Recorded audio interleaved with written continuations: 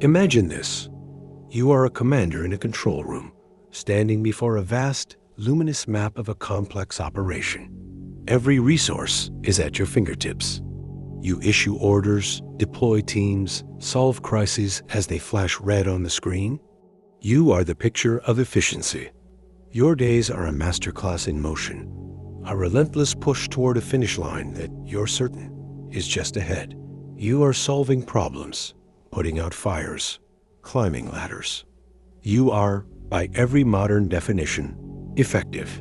Now, imagine the camera pulls back from this map.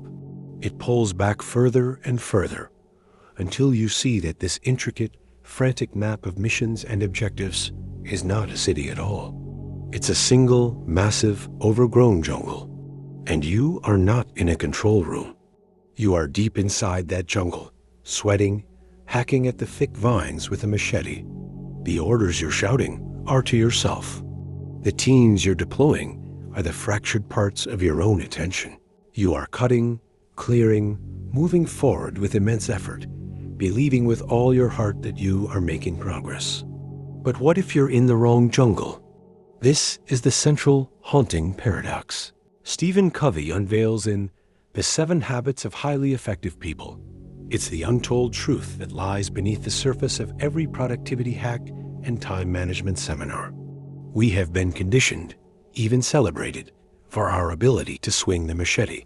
We are praised for our speed, our hustle, our relentless efficiency in navigating the terrain directly in front of us. We are climbing the ladder of success with furious determination, only to reach the top and find it is leaning against the wrong wall. The world screams for a solution to this feeling.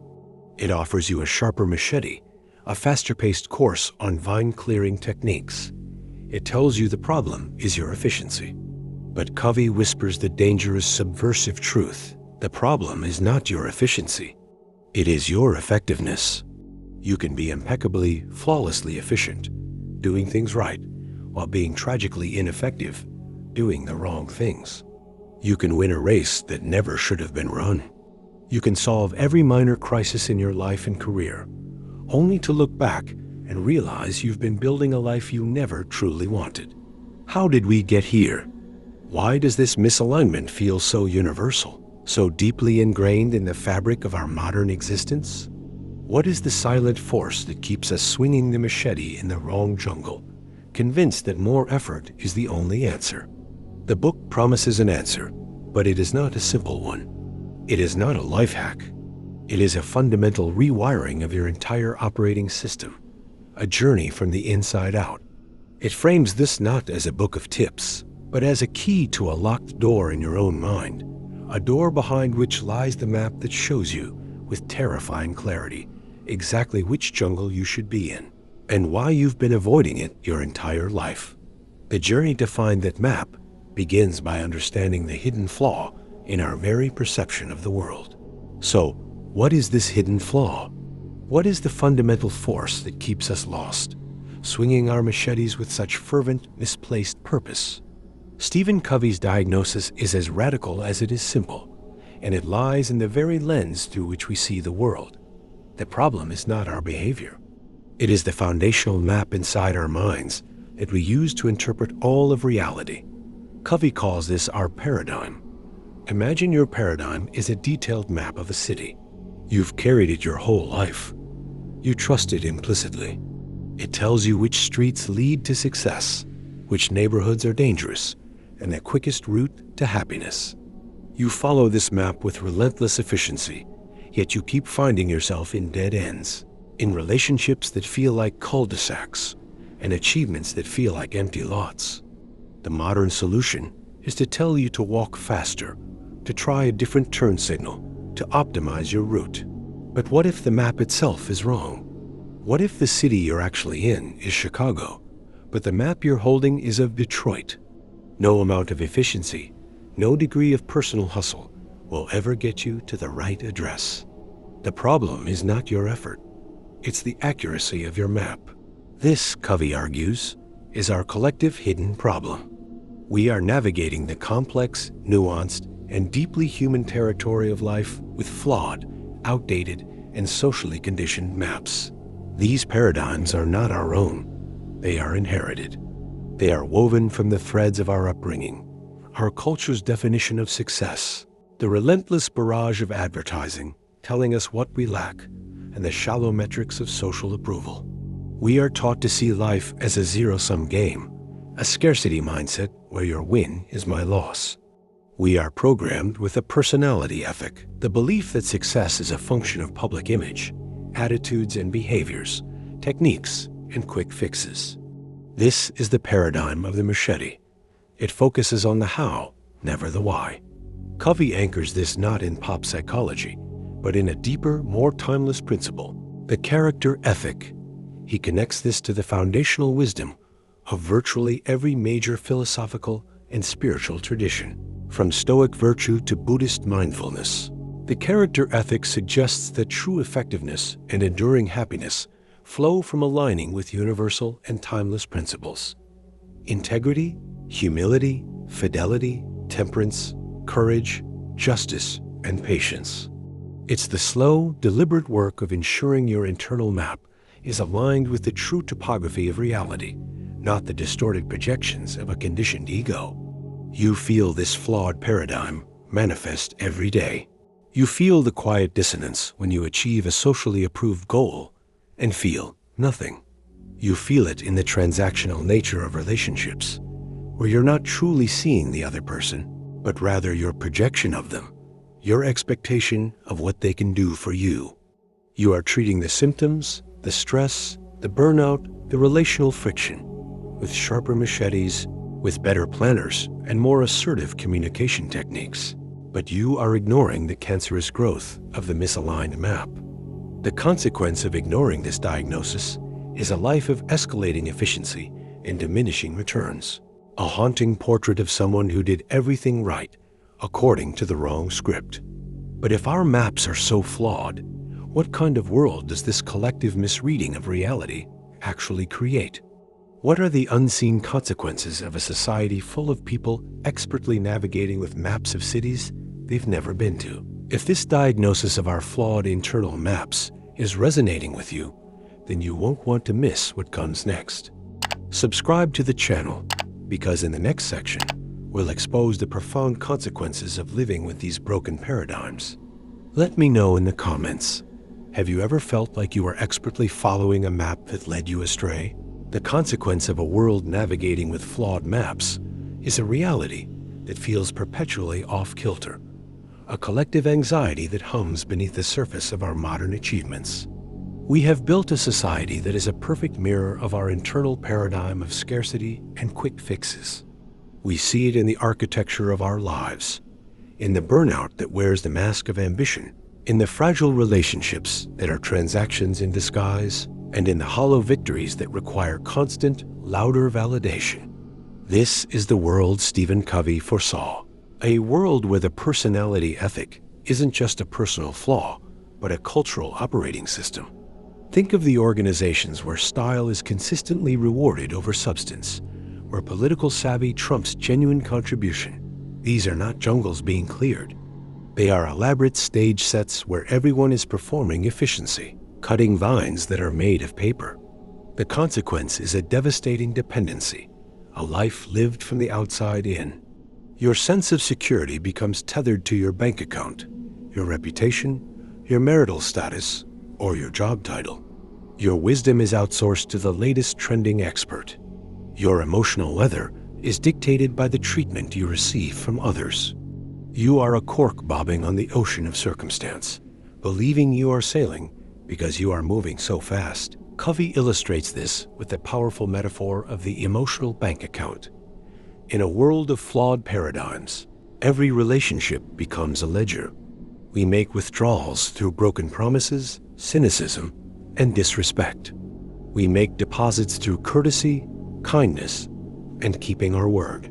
But when everyone is operating from a map of scarcity, a belief that there is only so much love, recognition, and success to go around, we become withdrawal machines. We protect our own accounts while carelessly draining others. We see colleagues as rivals, partners as assets, and even our own children as reflections of our ego. The consequence is a landscape of depleted trust, a society where genuine collaboration is stifled by the silent, desperate competition for invisible points. This external reality is merely a symptom of a deeper internal void. The most profound consequence, the one that haunts the quiet moments before sleep, is what Covey identifies as the sacrifice of production, the golden eggs, for the sake of production capability, the goose itself. We are so efficiently hacking at the vines, so focused on the daily output of golden eggs, the completed projects, the closed deals, the social media likes, that we are starving, even harming, the goose that lays them. We sacrifice our health for a deadline, our family for a promotion, our integrity for a shortcut. We are cashing in our long-term capacity for peace, for love, for vitality, for a short-term hit of what looks like effectiveness. The stakes are not just a bad day or a failed project. The stake is a life of quiet desperation, a magnificent, efficient machine running on empty, destined for a breakdown. But if the consequence of a flawed map is a life of dependency and depletion, what is the path to true independent strength? How do we stop swinging the machete long enough to finally, courageously, climb the tallest tree and see the jungle for what it truly is? The path to resolution begins not with a new technique, but with a radical act of cessation. You must, as the old saying goes, sharpen the saw. But Covey's prescription is far more profound than mere maintenance. It is a deliberate, painful, and glorious process of stopping the frantic swinging of the machete, sheathing the blade, and beginning the arduous climb up the tallest tree in your jungle. This is the shift from the personality ethic to the character ethic. This is the journey from dependence to independence, and it is forged in the fire of 7 sequential habits. The first 3 habits are the private victory, the internal foundation upon which everything else is built. They are the process of redrawing your flawed internal map to align with reality. Habit 1. Be proactive. This is the foundational habit, the decision to stop being the cork on the ocean. It is the realization that between any stimulus and your response, there is a space. In that space lies your freedom and power to choose your response. Proactive people focus their energy on their circle of influence, the things they can actually control, rather than reacting with blame and victimhood to the vast circle of concern. This is the first step off the reactive treadmill. Habit 2. Begin with the end in mind. Now, standing in that space of proactive choice, you can finally ask the terrifying question: what is the right wall for my ladder? This habit is about mental creation before physical creation. It forces you to envision your own funeral. What do you want your eulogies to say? What character do you want to be remembered for? What difference did you make? From this visceral clarity, you can craft a personal mission statement, a constitution for your life, written not by your conditioned ego, but by your deepest values. This is your true map. Habit 3. Put first things first. With a clear map and a proactive mindset, you now manage your life not by urgency, but by importance. This is the habit of execution, of living your mission. Covey introduces the powerful time management matrix, a tool that categorizes every activity based on urgency and importance. The machete swingers live in quadrant I, urgent and important. Crises in quadrant 3, urgent and not important interruptions. The truly effective person lives in quadrant 2, not urgent and important. This is the quadrant of sharpening the saw, of building relationships, long-term planning, preparation, and true recreation. It is the investment in the goose, not just the frantic collection of golden eggs. It requires the courage to say no to the unimportant, even if it is urgent, and to say yes to the activities that align with the map you created in Habit 2. This triad of habits, the power to choose, the vision to see the destination, and the integrity to walk the path, builds what Covey calls a primary greatness of character. It is an unshakable internal core of integrity that cannot be shaken by external circumstances. But this is only half the journey. You have achieved independence. You are a strong, capable individual. But life is not lived in a vacuum. What happens when your perfectly drawn map collides with the maps of others? What is the secret to moving from being a powerful, independent individual to being an architect of powerful, interdependent communities? Now that you've seen the path from dependence to independence, the journey is only half complete. Make sure you're subscribed so you can discover the final synthesis, where we explore how these habits unlock the true power of interdependence. Let us know which of the first 3 habits, be proactive, begin with the end in mind, or put first things first, resonates most with you in the comments below. The ultimate truth of the 7 habits is this: independence is not the final destination. It is merely the necessary and sacred preparation for the real work of a meaningful life, interdependence. This is the book's final, profound synthesis. You have climbed your tree. You have your map. You are no longer lost in your own jungle. But from this new vantage point, you see something breathtaking and humbling. You see that your jungle is connected to every other jungle. Your path intersects with countless others. And true, lasting effectiveness, the kind that builds legacies, not just resins, is not a solo performance. It is a symphony. This is the realm of the public victory, governed by habits 4, 5, and 6. These are not techniques for manipulation, but principles for collaboration, born from a character of integrity. Habit 4. Think win-win. This is the paradigm of abundance, the death of the scarcity mindset. It is the frame of mind and heart that constantly seeks mutual benefit in all human interactions. Your win is not my loss. It is the prerequisite for our collective victory. It's the courage to build alliances, not just defeat opponents. Habit 5. Seek first to understand, then to be understood. This is the most powerful application of integrity in communication. Most of us listen not to understand, but to reply. We are busy rehearsing our own story, sharpening our own machete, waiting for our turn to speak. Habit 5 demands we lay down our tools and enter another person's world. It is empathetic listening, a deep diagnostic dive into their paradigm. You are not listening to agree. You are listening to see their map, to understand the topography of their reality. This act of profound respect is the single greatest deposit you can make into the emotional bank account, and it makes being understood later not a battle, but a natural consequence. From this foundation of mutual respect and deep understanding emerges the creative miracle of Habit 6. Synergize. This is the crowning glory of interdependence. Synergy is the state where 1 + 1 = 3, or 10, or 1,000. It is the belief that the whole is greater than the sum of its parts. It's what happens when 2 people with different maps, different experiences, different perspectives, come together with a spirit of win-win and a practice of empathetic listening. They don't just compromise.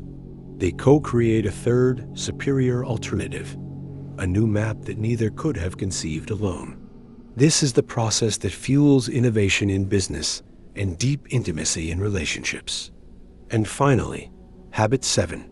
Sharpen the saw encircles all the others. It is the continuous, renewable investment in the 4 dimensions of your life: physical, spiritual, mental, and social-emotional. It is the habit that ensures you are not just a well-drawn map, but a vibrant, growing, resilient explorer capable of the long journey. The paradigm shift Covey intends is this: stop seeing your life as a problem to be solved with efficiency. Start seeing it as a whole, integrated system to be nurtured with principle-centered integrity. The book's ultimate truth is that effectiveness is not about managing time, but about leading a life where your daily actions, Habit 3, are guided by a profound personal vision. Habit 2, empowered by your proactive freedom. Habit 1, and expressed through collaborative, synergistic relationships. Habits 4, 5, 6, that are constantly renewed. Habit 7. Close the book, and the question is no longer, how can I be more efficient? The haunting, transformative question that remains is, what magnificent, interdependent realities will I now have the courage to build, now that I finally know which wall to lean my ladder against? If this vision of a principle-centered life has shifted your paradigm, imagine what our deep dives into other transformative books could do. Subscribe and hit the like button to help us bring more content that doesn't just inform, but transforms. We'd love to hear your final take. What does interdependence mean to you now? Share your thoughts in the comments.